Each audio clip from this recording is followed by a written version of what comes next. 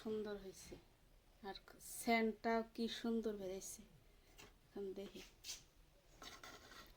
বিসমিল্লাহ। ওয়াও,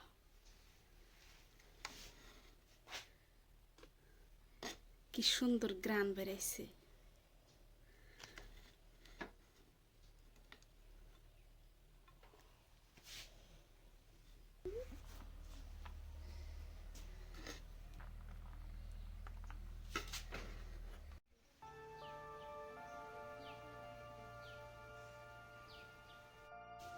আসসালামু আলাইকুম, আশা করছি আপনারা সবাই অনেক ভালো আছেন। আপনাদের দোয়া আশীর্বাদ ও আল্লাহর রহমতে আমিও অনেকটাই ভালো আছি।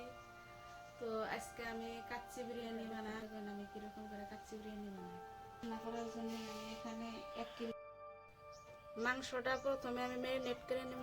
ম্যারিনেট করার জন্য আমি এখানে রসুনের পেস্ট নিছি, আর এখানে আদার পেস্ট, পেঁয়াজ, 3-4টা তেজপাতা, কয়টা গোলমরিচ, দারুচিনি,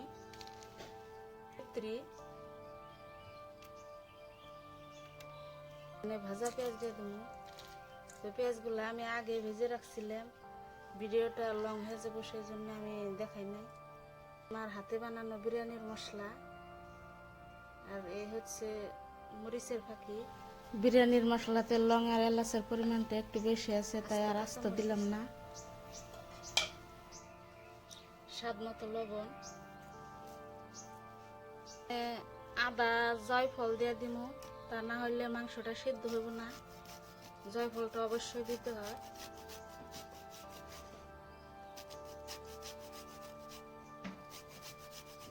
সাদা তেল দিয়ে মাংসটা ভালো করে ম্যারিনেট করে নেব।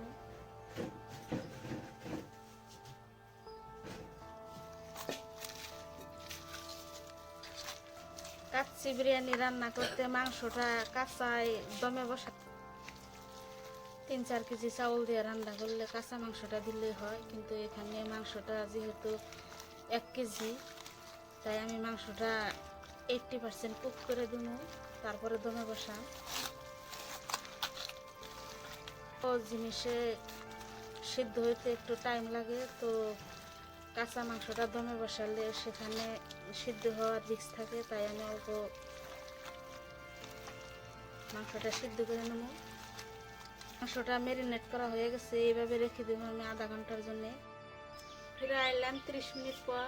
এখন আমি যে পাতিলে বিরিয়ানিটা রান্না করলাম সেই পাতিলে মাংসটা উঠিয়ে দেব।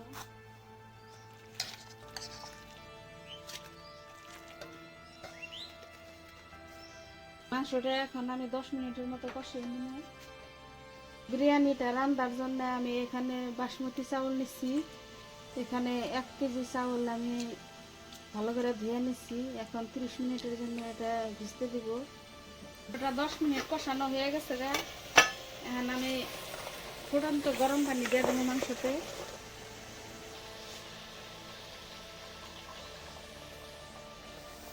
পানিটা এইরকম দিতে হবে, একদম কমও না একদম বেশিও না, মাংসটা যেন একটু ভাসা ভাসা থাকে।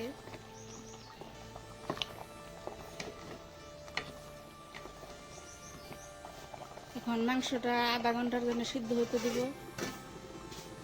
বিরিয়ানির চাউল ভিজানোর আধা ঘন্টা হয়ে গেছে। এখন আমি চাউলটা সিদ্ধ করার জন্য পানি উঠিয়ে দিছি। এখানে চাউলটা সিদ্ধ করার জন্য আমি দিয়ে দেবো পানিতে তেজপাতা, একটা চক্রি ফুল, অল্প কিছু জয়ত্রী, দারুচিনি। এখন পানিটা ভালো করে বলক করতে দিব। এখানে 2 চামচ লবণ দিয়ে দিব। লবণের পরিমাণটা একটু বেশি করে দিব, তার মানে চাউলে লবণ যেখানে ধরে রাখবো আর বাকিখানি পানির সাথে ড্রেনেজ হয়ে যাব। কম করে দিলে চাউলে লাস্টে যায় দেখা যায় যে লবণের পরিমাণটা কম হয়ে যায়, খেতে ভালো লাগে না, তাই একটু লবণের পরিমাণটা একটু বেশি করে দেওয়া লাগবে। বিরিয়ানির চাউল সিদ্ধ করার জন্য এখানে পানি দিয়েছিলাম, পানিটা গরম হয়ে গেছে, একদম পুরা বলক উঠছে। তো ফুটন্ত পানিতে চাউলটা দেওয়া লাগবো।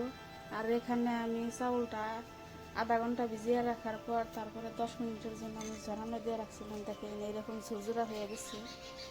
আমি এই চাউলটা যখন এই লবণের পানির মধ্যে দিব, এই লবণের পানিটা চাউলে ভালো করে অ্যাবজর্ব করবে আর খাইতে ভালো লাগবে। তাই অবশ্যই চাউলের পানিটা ঝরিয়ে নেবেন। পানি সদ্য চাউলটা দিলে তো চাউলের গতরে পানি লেগে থাকে, তো লবণের পানিটা ভালো করে অ্যাবজর্ব করতে চায় না, তো তখন খাইতে ভালো লাগবে না। তাই অবশ্যই চাউলের পানিটা ঝরিয়ে তারপরে এখানে চাউলে একটু সাদা তেল দিয়ে দিব চাউলটা ঝরঝরা থাকার জন্য। আর চাউলটা সাথে সাথে নেড়ে রাখবেন, তা না হলে চাউলটা জমাট বাঁধার সম্ভাবনা থাকে। বিরিয়ানিটা দমে বসানোর জন্য এখানে আমি আটা গুলে নেব।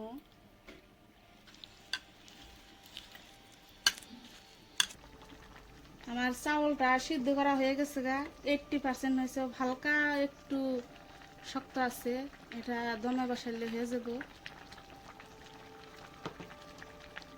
এখন আমি চাউলটা নামিয়ে ঝরান দিয়ে নিব।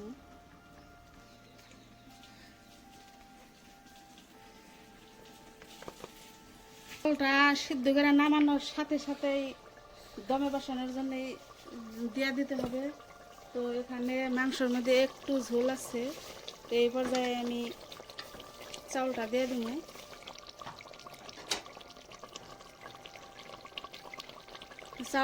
চাউলের মধ্যে একটু শক্ত ভাব আছে, তো এই পানিতে সিদ্ধ হয়ে যাবে, সেই জন্য দিয়ে দেবো। আর চাউলটা এইরকম গরম গরম অবস্থায় দিতে লাগবো, তা না হলে দমে আসতে একটু অসুবিধা হয়ে যাবে, চাউলটা ঠান্ডা করা যাবে না। রাখা পেঁয়াজগুলা দিয়ে দিব।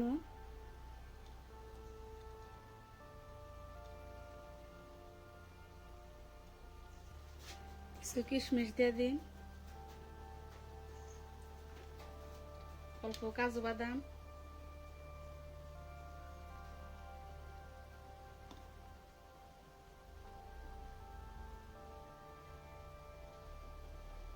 দুই চামচ ঘি। ঘিটা দিলে একটু বাসনা আসে, তাই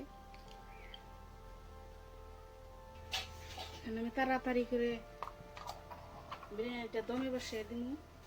তো বিরিয়ানিটা দমে বসানোর জন্য আমি ঢাকনাতে এরকম করে আটা লাগিয়ে নিব।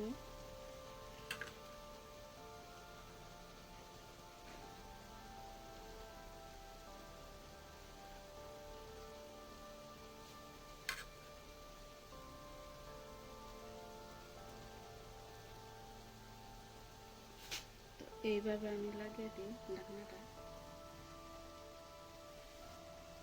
এখন এই জায়গায় একটু ভাড়া দিয়ে দিই, তার হাওয়াটা বেরিয়ে যাওয়ার সম্ভাবনা থাকবে না।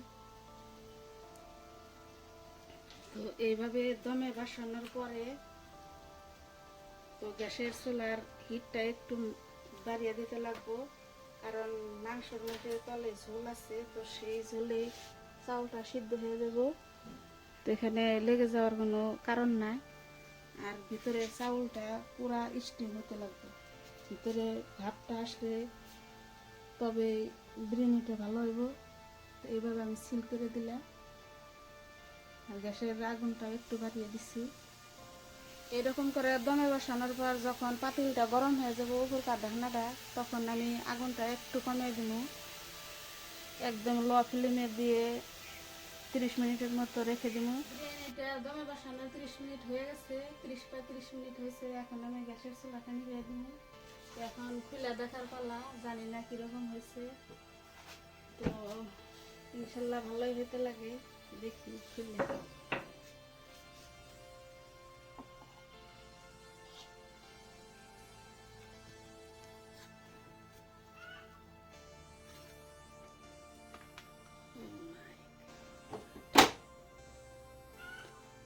সাইডে থেকে একটু লেগা লেগা ধরছে, স্যান্ডটাও কি সুন্দর বেড়েছে দেখি।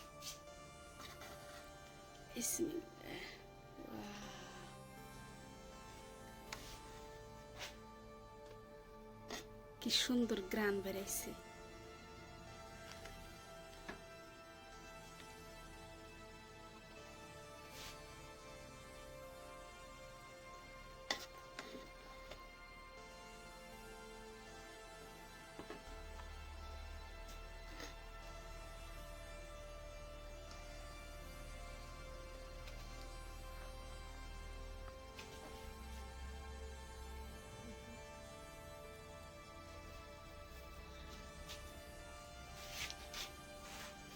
Just wow,